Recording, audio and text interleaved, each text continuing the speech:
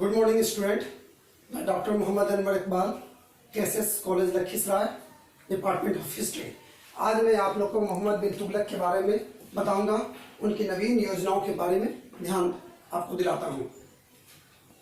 मोहम्मद बिन तुगलक अपनी नवीन योजनाओं के कारण प्रसिद्ध है, इतिहास में स्थान रखता है। इसकी जानकारी हमें इब्न बतूता की रहला, बढ़नी की तारीख फिरोज शाही, अफीफ की तारीख फिरोज शाही, इसामी की फतहुस सलातीन और अमीर खुसरो के तुगलकनामा से जानकारी मिलती है। ये इस स्रोत हैं। इसके अतिरिक्त सिक्कों से भी उस समय की जानकारी मिलती है, कुछ प्रशस्ति पत्र लेख मिलेंगे, उससे भी इसकी जानकारी मिलती है।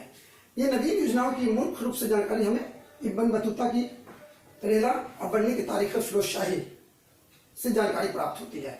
हम देखते हैं कि मोहम्मद तुगलक, जिसका काल 1325 से 1351 था, उसने अनेक योजनाएं लाई और इस योजनाओं से प्रायः क्वेश्चन पूछे जाते हैं कि मोहम्मद तुगलक की नवीन योजनाओं का वर्णन करें, तो उसमें हम मुख्य रूप से इस चीज का वर्णन करते हैं। सबसे पहले हम लोग देखते हैं कि राजधानी परिवर्तन। तो राजधानी परिवर्तन यानी पहले राजधानी दिल्ली थी और बाद में राजधानी परिवर्तन कर वह दौलताबाद ले गया। ये कब हुआ? 1326 में हुआ राजधानी परिवर्तन, यानी जो राजधानी यहाँ पर दिल्ली में थी उसको ला करके दौलताबाद ले आया, 700 मील दूर। क्यों, क्या कारण था? कारण देखें लोग तो देखते हैं कारण में कि बोलता है कि जो दौलताबाद है वह केंद्र में पड़ता है और पूरे भारत पर प्रभावी नियंत्रण यहाँ पर रखा जा सकता है। कारण नंबर 1। कारण नंबर 2 बोलता है कि उत्तर पश्चिम सीमा से दूर होगा, जिसके कारण यहाँ पर मंगोल आक्रमण नहीं हो पाएगा या मंगोलों को आक्रमण करने में दिक्कत होगी। सल्तनत काल में मंगोलों का बार बार भारत पर आक्रमण होता है, दिल्ली पर आक्रमण होता है, जिसकी आर्थिक स्थिति, प्रशासनिक स्थिति अव्यवस्थित हो जाती है। दूसरा कारण ये बताता है। तीसरा कारण इब्न बतूता इसामी बताते हैं सुल्तान वहां के निवासियों से क्रुद्ध था, चिढ़ा हुआ था, इसलिए राजधानी परिवर्तन करना चाहता है। डॉक्टर मेहदी हसन कहते हैं कि नहीं, दक्षिण में मुसलमानों की कमी थी, इसलिए दक्षिण में मुसलमानों की कमी थी, मुसलमानों की संख्या बढ़ाने के लिए, वहां पर मुस्लिम संस्कृति बढ़ाने के लिए उसने राजधानी परिवर्तन किया। तो ये सब कारण थे, 3-4 कारण प्रमुख थे जिसके कारण उसने राजधानी परिवर्तन किया। बढ़नी कहता है कि दिल्ली में एक बिल्ली भी नहीं बचे, यानी पूरी जनसंख्या चली गई। लेकिन 1327-28 में 2 संस्कृत अभिलेख प्राप्त हुए हैं, जिससे पता चलता है कि वहां पर कुआं खुदवाए गए थे। कुआं वहां की जनता के लिए खुदवाए गए थे। और हम जब अध्ययन करते हैं तो हमको पता भी चलता है कि जो दिल्ली से दौलताबाद राजधानी लाई गई, तो वहाँ कुछ प्रशासनिक अधिकारी, कुछ सेना के अधिकारी और कुछ विशेष व्यक्तियों को दौलताबाद जाने के लिए कहा गया था। दौलताबाद जाने के क्रम में अनेक सराय बनाई गई, यातायात के साधन का भी इंतजाम किया गया, लेकिन लोगों को दिक्कतें हुई। इन राजधानी परिवर्तन जो किया गया, उसने जो सोच के किया था वे असफल होते हैं। इसका क्या परिणाम होता है? इसका परिणाम क्या होगा? परिणाम ये होगा कि सबसे पहला परिणाम ये होगा कि वे राजधानी परिवर्तन बोलता है कि समाप्त किया जाए, क्योंकि उसको दिक्कतें होने लगती है। वे उतने अच्छे से कंट्रोल पूरे भारत पर नहीं कर पाता जितने अच्छे से दिल्ली से रख कर पाता था। उसने महसूस किया कि ये उसकी गलती है, जिसके कारण क्या होता है कि वहां के निवासी जो थे, उसमें जो दिल्ली सल्तनत के निवासी थे, जो मोहम्मद तुगलक के अवाम थी, उसमें जनाक्रोश की भावना आती है। और दूसरा क्या होता है कि वहां पर एक पॉजिटिव बात ये होती है, अच्छी बात ये होती है कि दक्षिण में मुस्लिम संस्कृति का विकास होता है। कुछ अच्छे, कुछ नकारात्मक प्रभाव, लेकिन हम लोग देखें तो नकारात्मक प्रभाव ज्यादा है, क्योंकि किसी को दिल्ली से दौलताबाद ले जाना, फिर दौलताबाद से दिल्ली लाना, ये एक अतिरिक्त बोझ, अतिरिक्त कठिनाई थी, जिसके कारण मोहम्मद बिन तुगलक की बदनामी हुई। एक कारण देख लीजिए। दूसरा देख रहे हैं सांकेतिक मुद्रा का चलन, यानी उसने एक मुद्रा चलाई जो सांकेतिक रूप से था और उसका वैल्यू बराबर किया गया। जो पहले से रुपया वहां चल रहे थे, वहां जितने भी पैसे थे, जितने भी टंका था, अदनी थी या सोने के जो ग्रेन सिक्के चले थे, 175 ग्रेन के या 200 ग्रेन के, वे चल रहे थे। लेकिन उसने क्या किया कि वहां सांकेतिक मुद्रा चलाने की कोशिश की और प्रयास किया उसके लिए। क्यों कारण था? कारण क्या था? बोल रहा है कि पहला कारण उसमें क्या था, सांकेतिक मुद्रा क्यों लाया। ये देखिए कि पहला, राजकोष में बहुमूल्य धातुओं की कमी हो गई थी, यानी बहुमूल्य धातु सोना चांदी उसके जो खजाने में थी उसकी कमी हो गई थी, जिससे सिक्का बनता था। दूसरा बोल रहा है कि संपूर्ण विश्व में चांदी की कमी हो गई थी। दूसरा कारण बता रहा है संपूर्ण विश्व में चांदी की कमी हो गई थी। इस चांदी की कमी के कारण क्या हो रहा था कि जो टंका वादली बनती थी वे रुक गई थी। तीसरा बोल रहा है कि चीन और ईरान में सांकेतिक मुद्रा चलनी आरंभ हुई थी। उसके इतिहास में प्रमाण मिलते हैं कि चीन के राजा कुबलाई खां और ईरान के शासक ने भी सांकेतिक मुद्रा चलाई थी और चीन में यह सफल हुआ था। तो उसने सोचा, मोहम्मद तुगलक ने सोचा क्यों नहीं सोना चांदी की जो कमी है उसकी पूर्ति सांकेतिक मुद्रा से की जाए। और वे क्या करता है कि कांसे का सिक्का 1329-30 में कांसे का सिक्का चला जाता है और इसका मूल्य चांदी के एक टंकी के बराबर तय कर देता है और लोगों से घोषणा करता है कि आप लोग क्रय विक्रय में लेन देन में इसका काम करें। और इस पर बड़ी कलात्मक कार्य किया गया, बहुत खूबसूरत सिक्का बनाया गया, लेकिन इसकी नकल को रोकने के लिए कोई उपाय विशेष नहीं किए गए, जिसके कारण क्या होता है कि प्रत्येक जगह पर प्रत्येक घर के टकसाल में सिक्के बनने लगते हैं। बढ़नी कहता है कि हर हिंदुओं का घर टकसाल बन गया। लोग व्यापारी इस सांकेतिक मुद्रा को जो कांसे का बनाया गया था उसको लेने से इंकार कर देते हैं। व्यापारी जो बाहर से आए हुए थे वो इस सिक्का को लेने से इंकार कर देते हैं। अर्थव्यवस्था कमजोर होने लगती है।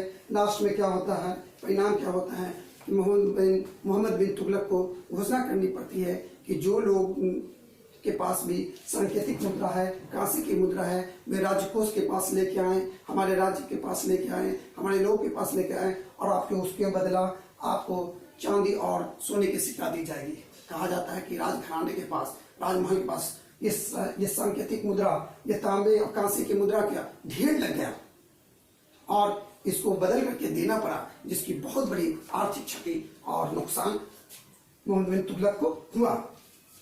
तीसरा देखते हैं खुरासान विजय की योजना, एक प्रमुख योजना थी। इस समय मध्य एशिया, ये खुरासान जो है मध्य एशिया का क्षेत्र था। यहाँ पर एक अबू सईद नाम का राजा शासन कर रहा था। ईरान का उस पर एक तरह से समझिए कि नियंत्रण था। यहाँ पर मंगोलिया, ये जो है तलमशरीन है ना, मंगोलिया शासक तलमशरीन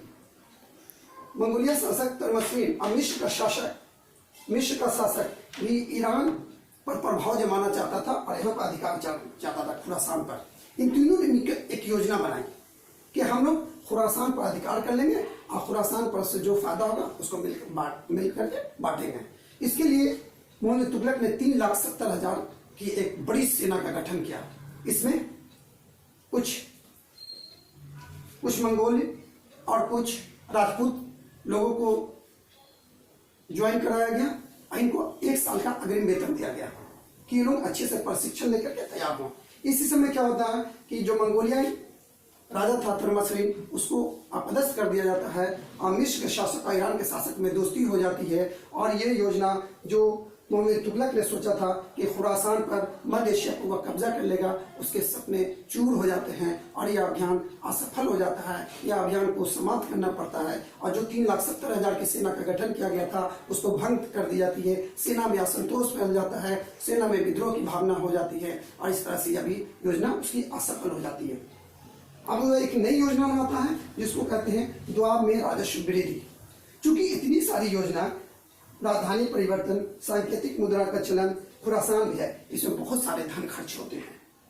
तो ये धन की पूर्ति कैसे करें, राजकोष का बढ़ावा कैसे करें? तो वो सोचता है कि द्वाब एक ऐसा उपजाऊ क्षेत्र था जहां से कर की वृद्धि की जा सकती थी। तो उसने अपने पहले लोगों को, राजस्व पद्धति के अधिकारियों को निर्देश दिया कि आप सख्ती से कर वसूलें और उसको राजस्व कोष में जमा कराएं। तो कारण तो हम लोग देखें इसका कि पहला आर्थिक संकट था, दूसरा खुरासान अभियान की तैयारी के कारण राजस्व पर बोझ पड़ गया था। इस बोझ को दूर करने के लिए द्वाब में राजस्व की वृद्धि की गई। राजस्व में कितनी वृद्धि की गई? 1/10 से 1/20 तक। और बता रहा कि अनेक तरह के कर लगाया गया जिसको अफवाह भी करते हैं, है ना। अब बोला गया कि आप लोग जो लगान अधिकारी है वो किराए से लगान की वसूली करें। क्या हुआ? अनेक जमींदार, अनेक इक़्तिदार, अनेक किसान विद्रोही हो गए। तब मोहम्मद तुगलक के जो सेना थी, जो अधिकारी थे, उन लोगों ने अनेक विद्रोहियों को मार दिया। बोला जाता है कि शिकार के रूप में उन लोगों ने किसानों को मारा, जैसे शिकार खेला जाता है। और उस समय क्या हो रहा है कि बाद में क्या होता है, राहत कार्य किए, बाद में अनेक राहत कार्य चलाए, लेकिन देरी हो चुकी थी, लोग खेती करने को तैयार नहीं थे। जो पहले से जो लगान तय किया गया था वो भी अब देने के लिए लोग तैयार नहीं थे। इस तरह से उसकी जवाब में राजस्व वृद्धि की योजना वो भी असफल हो जाती है, उसकी आर्थिक स्थिति और भी डावाडोल हो जाती है। तब वे एक नया अभियान चलाता है, एक नवीन योजनाओं को लागू करना चाहता है, वह है 5वां और अंतिम अभियान, कराचील का अभियान। ये कराचील क्या है?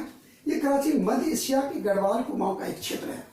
कुछ लोग कहते हैं ये चीन के पास का क्षेत्र था, इसका चीन का इस पर अधिकार था। कुछ लोग कहना है कि ये राजपूत राज्य, यहाँ पर राजपूत राज्य था। जो भी हो, यहाँ पर हमेशा अव्यवस्था रहती थी, हमेशा कुछ न कुछ होता रहता था, अशांति रहती थी, जो मोहम्मद तुगलक के साम्राज्य के लिए नुकसानदेह था और ये सामरिक महत्व का क्षेत्र था। इसलिए मोहम्मद तुगलक ने 1337 ईस्वी में खुसरो के नेतृत्व में, मलिक खुसरो के नेतृत्व में एक सेना भेजी।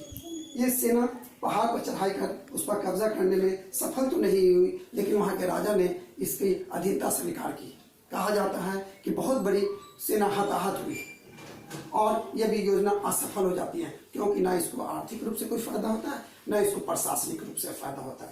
तो हम लोग ओवरऑल देखते हैं तो मोहम्मद बिन तुगलक की ये योजनाएं असफल हो जाती है। उसकी सोच जो थी, उसको कार्यान्वित करने वाले अच्छे अच्छे अधिकारी, अच्छे अच्छे ऑफिसर्स की कमी थी।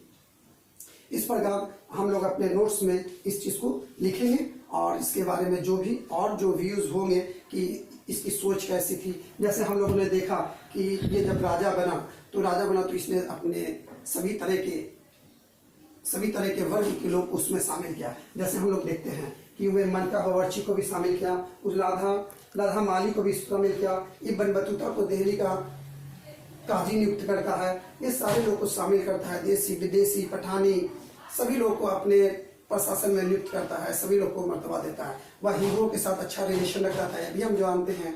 वे गिरनार मंदिर और शत्रुंजय के मंदिर की यात्रा करता है, वहाँ जाता है, मंदिर बनाने की अनुमति देता है, उसको दान दक्षिणा देता है ना। इसी तरह से हम लोग देखते हैं जैन विद्वान जी प्रभासूरी और राजशेखर का सम्मान करता है, अपने राज दरबार में बुलाता है, उनकी गायें दान देता है। वे जितने धार्मिक व्यक्ति थे सभी को क्या करता है कि धार्मिक व्यक्ति से वाद विवाद करता है और अच्छे अच्छे निर्णय लेता है। इस तरह से हम देखते हैं कि मोहम्मद तुगलक एक अच्छा शासक था, लेकिन उसकी योजनाएं सही तरीके से कार्यान्वित नहीं हो पाई। Thank you.